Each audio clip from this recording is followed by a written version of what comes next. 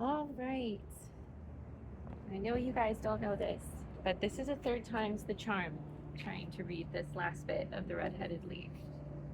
And I apologize for it randomly cutting out last time. Total user error. I thought I had cleared space on my phone. Instead, it was just in the trash. So, should work now. I'm going to go back just a little bit in the Red-Headed League, about a half page, so we can just get started again into the story. And yeah, let's get to it. He held up a piece of white cardboard about the size of a sheet of notepaper.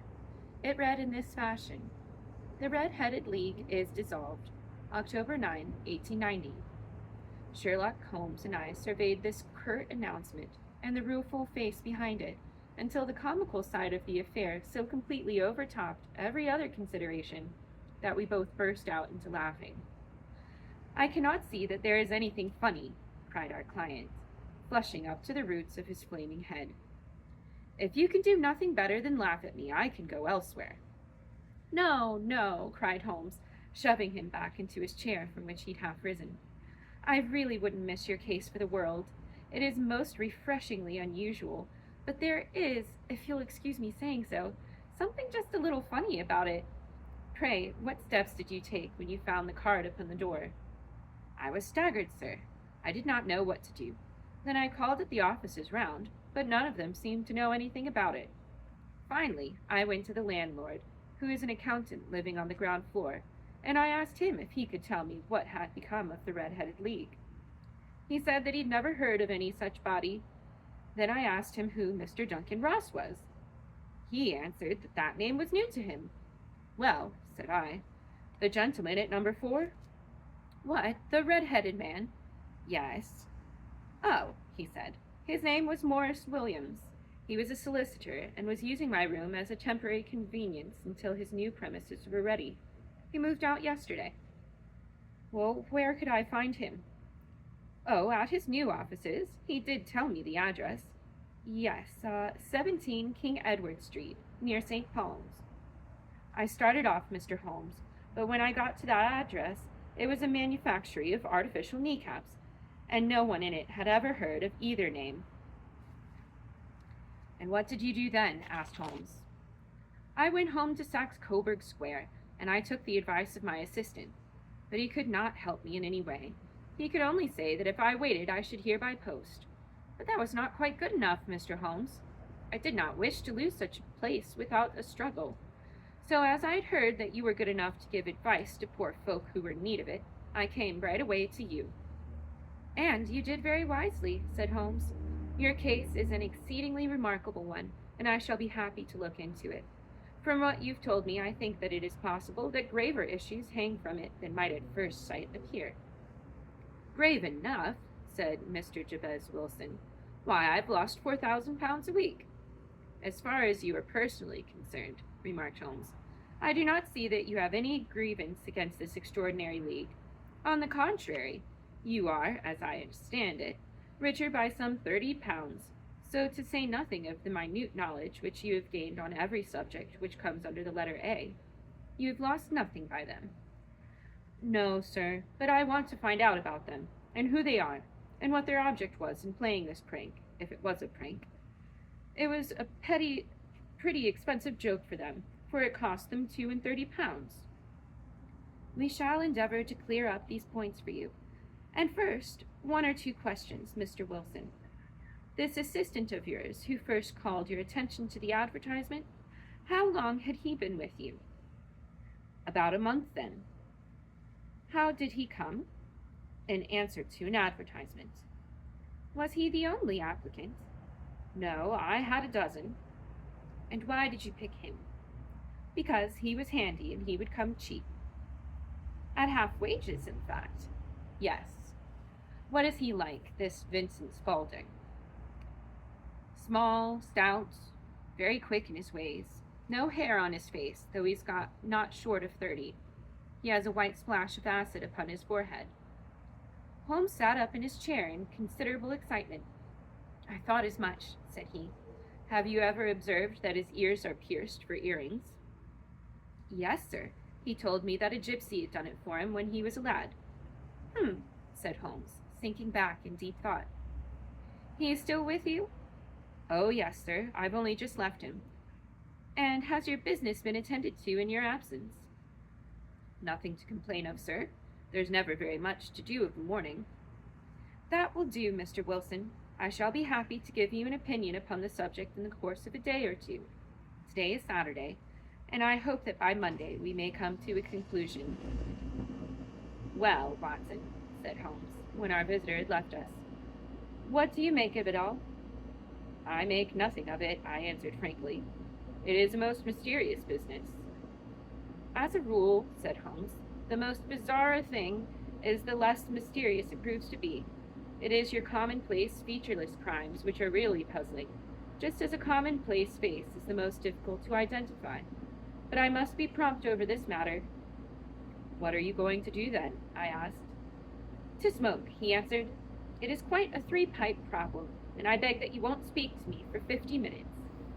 He curled himself up in his chair with his thin knees drawn up to his hawk-like nose, and there he sat with his eyes closed and his black clay pipe thrusting out like the bill of some strange bird.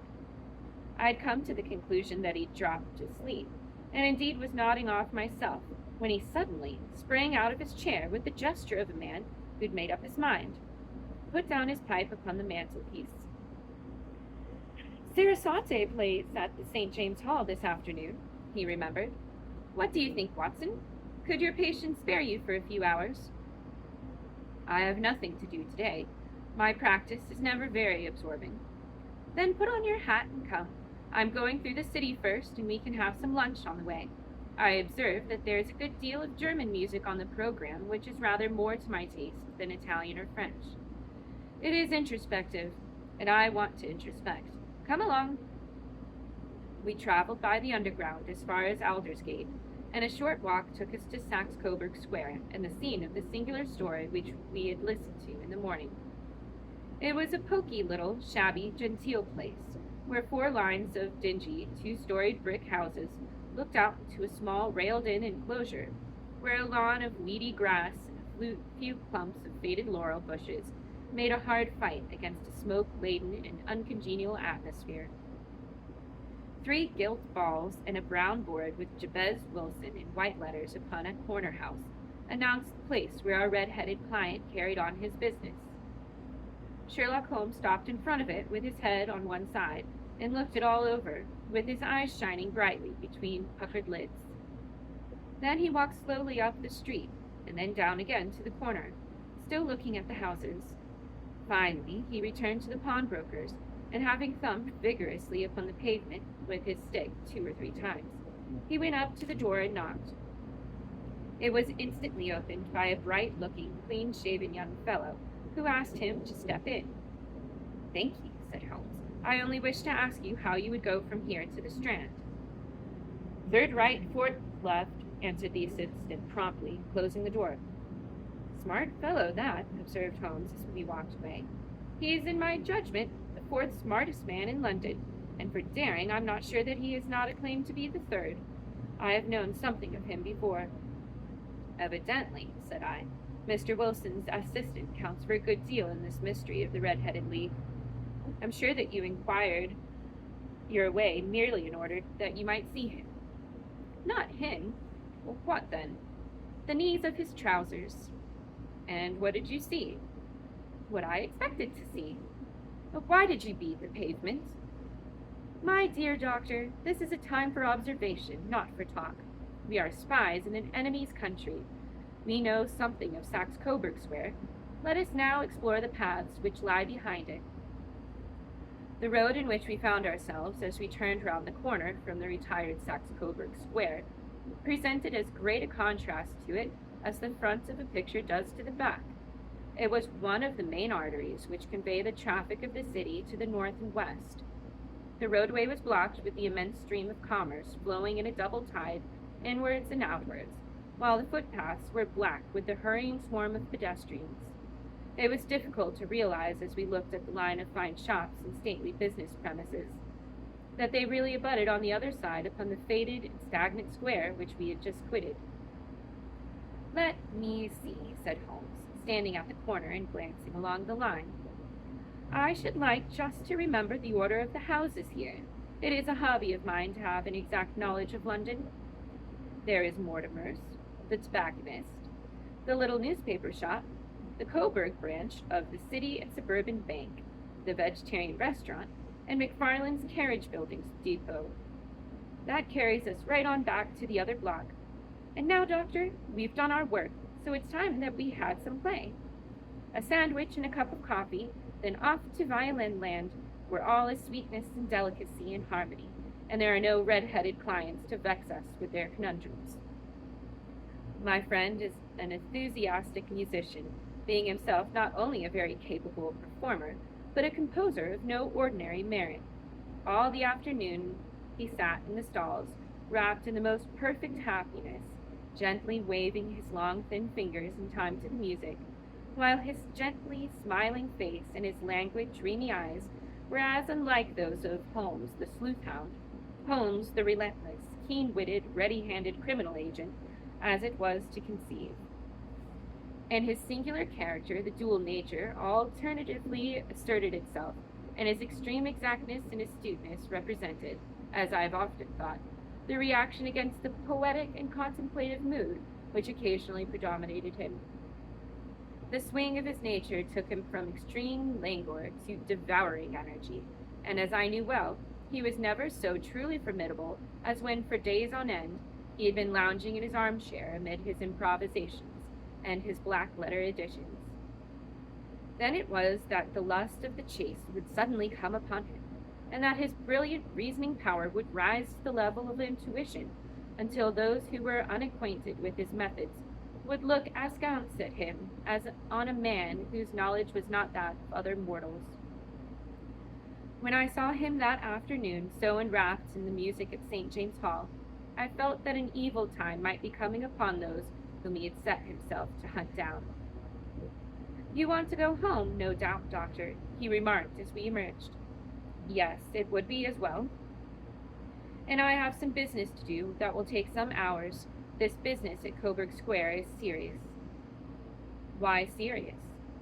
"A considerable crime is in contemplation. I have every reason to believe that we shall be in time to stop it, but today being Saturday rather complicates matters. I shall want your help tonight." "At what time?"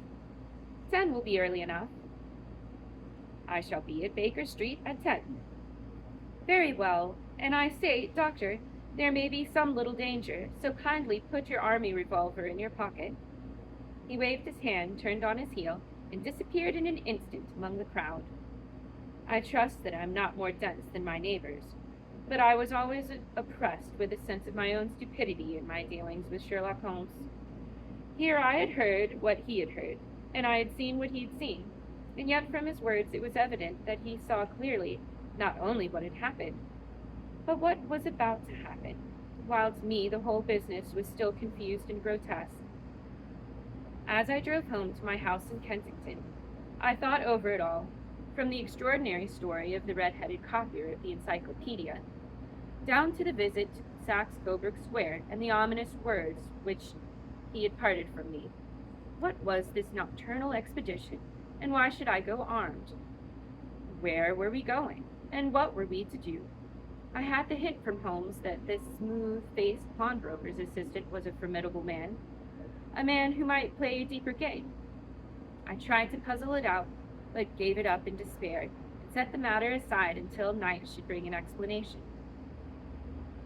It was 9:15 when I started from home and made my way across the park, and so through Oxford Street to Baker Street.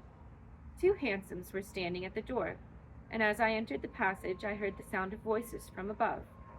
On entering his room, I found Holmes in animated conversation with 2 men, one of whom I recognized as Peter Jones, the official police agent, while the other was a long, thin, sad-faced man with a very shiny hat and oppressively respectable frock coat. "Ha! Our party is complete," said Holmes, buttoning up his pea-jacket and taking his very heavy hunting crop from the rack. "Watson, I think you know Mr. Jones of Scotland Yard. Let me introduce you to Mr. Merryweather, who is to be our companion in tonight's adventure." "We're hunting in couples again, Doctor, you see," said Jones in his consequential way. Our friend here is a wonderful man for starting a chase. All he wants is an old dog to help him do the running down. I hope a wild goose may not prove to be the end of our chase, observed Mr. Merryweather gloomily. You may place considerable confidence in Mr. Holmes, sir, said the police agent loftily. He has his own little methods, which are, if you won't mind me saying so, just a little too theoretical and fantastic, but he has the makings of a detective in him. It is not too much to say that once or twice, as in the business of the Sholto murder and the Agra treasure, he has been more nearly correct than the official force. Oh, if you say so, Mr. Jones.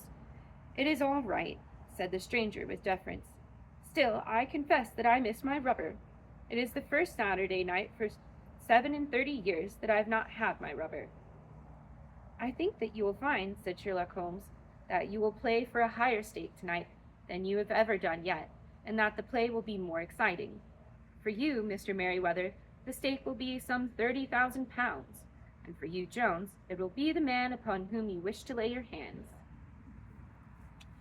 John Clay, the murderer, thief, smasher, and forger. He's a young man, Mr. Merryweather, but he's at the head of his profession, and I'd rather have my bracelets on him than any other criminal in London. He's a remarkable man, is young John Clay. His grandfather was a royal duke, and he himself has been to Eton and Oxford. His brain is as cunning as his fingers, and though we meet signs of him at every turn, we never know where to find the man himself. He'll crack a crib in Scotland for 1 week, and be raising money to build an orphanage in Cornwall the next. I've been on his track for years, and have never set eyes on him yet. I hope that I may have the pleasure of introducing you tonight. I've had 1 or 2 little turns also with Mr. John Clay, and I agree with you that he is at the head of his profession. It is past 10, however, and quite time that we started. If you two will take the first hansom, Watson and I will follow in the second. Sherlock Holmes was not very communicative during the long drive, and lay back in the cab, humming the tunes which he had heard in the afternoon. We rattled through an endless labyrinth of gas-lit streets until we emerged into Farringdon Street.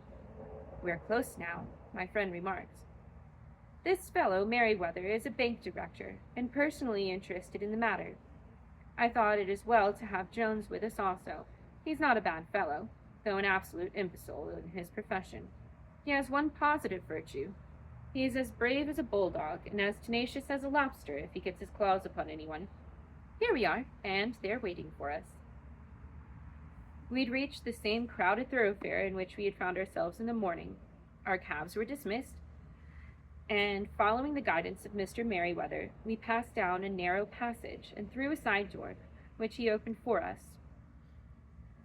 Within there was a small corridor, which ended in a very massive iron gate. This also was open, and led down a flight of winding stone steps, which terminated at another formidable gate.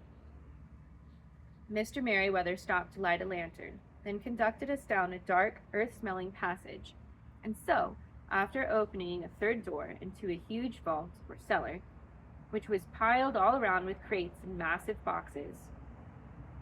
You're not very vulnerable from above, Holmes remarked, as he held up the lantern and gazed about him.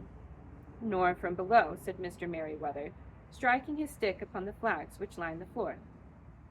Why, dear me, it sounds quite hollow, he remarked, looking up in surprise.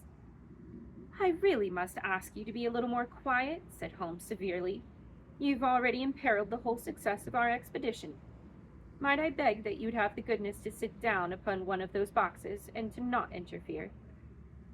The solemn Mr. Merryweather perched himself upon a crate, with a very injured expression upon his face, while Holmes fell upon his knees upon the floor, and with the lantern and a magnifying glass began to examine minutely the cracks between the stones. A few seconds sufficed to satisfy him, for he sprang to his feet again, and put his glass in his pocket.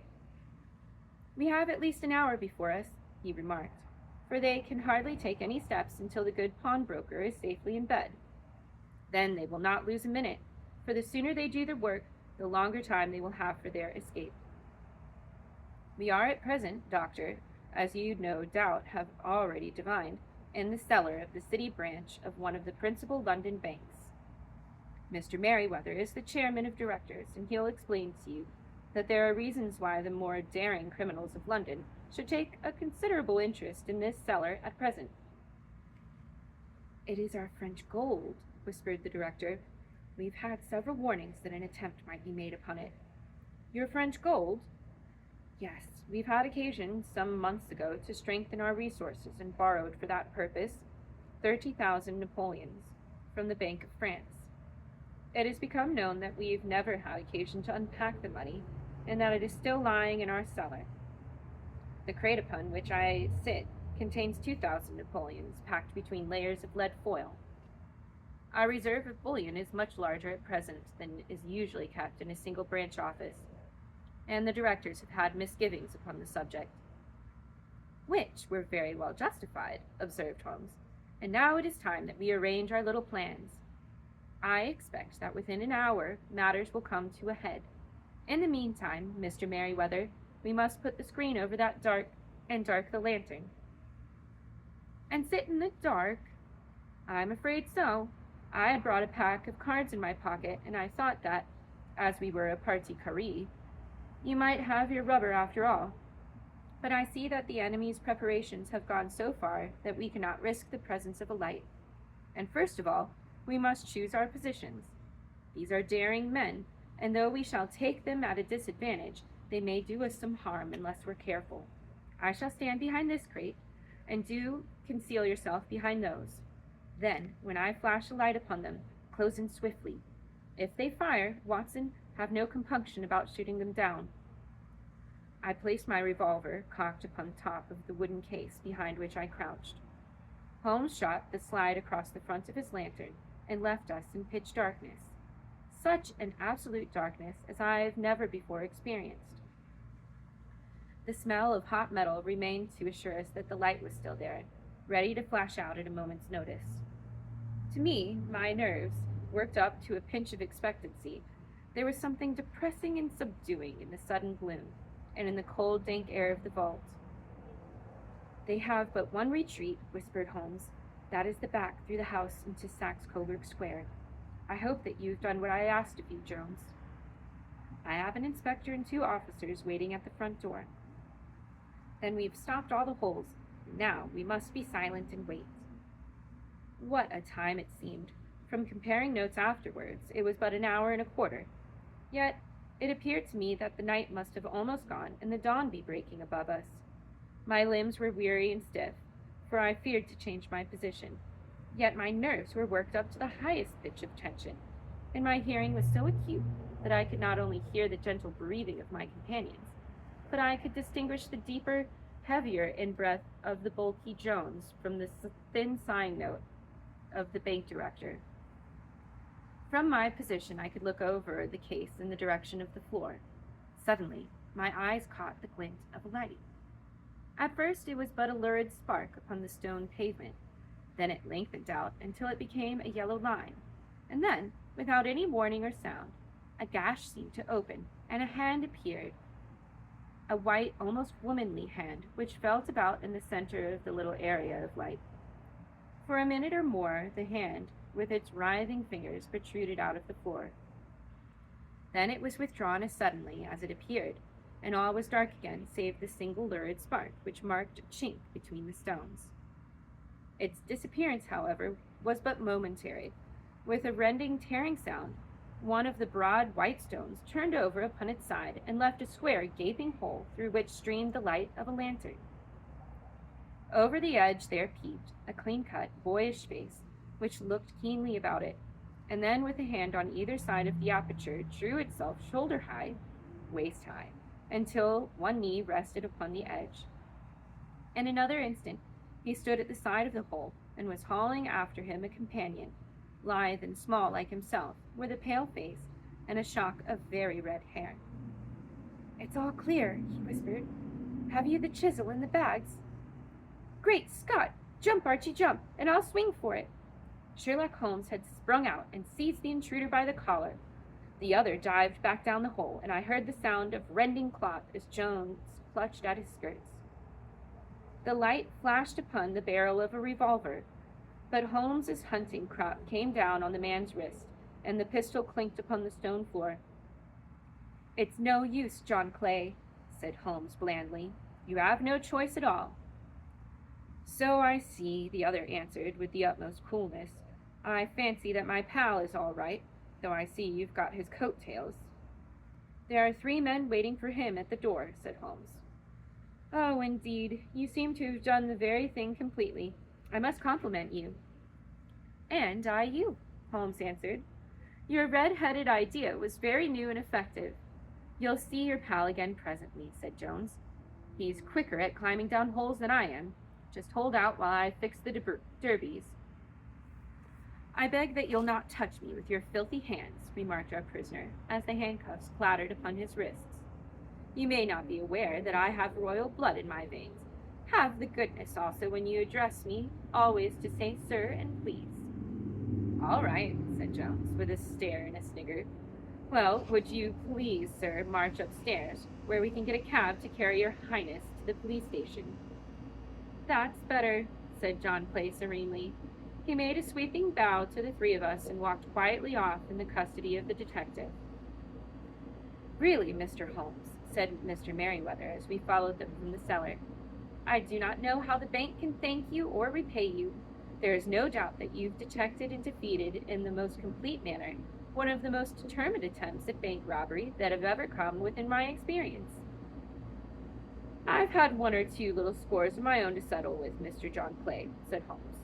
"I've been at some small expense over this matter, which I shall expect the bank to refund.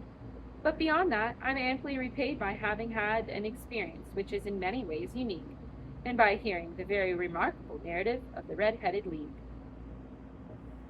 "You see, Watson," he explained in the early hours of the morning, as we sat over a glass of whiskey and soda in Baker Street, "it was perfectly obvious from the first that the only possible object of this rather fantastic business of the advertisement of the League and the copying of the encyclopedia must be to get this not over-bright pawnbroker out of the way for a number of hours each day.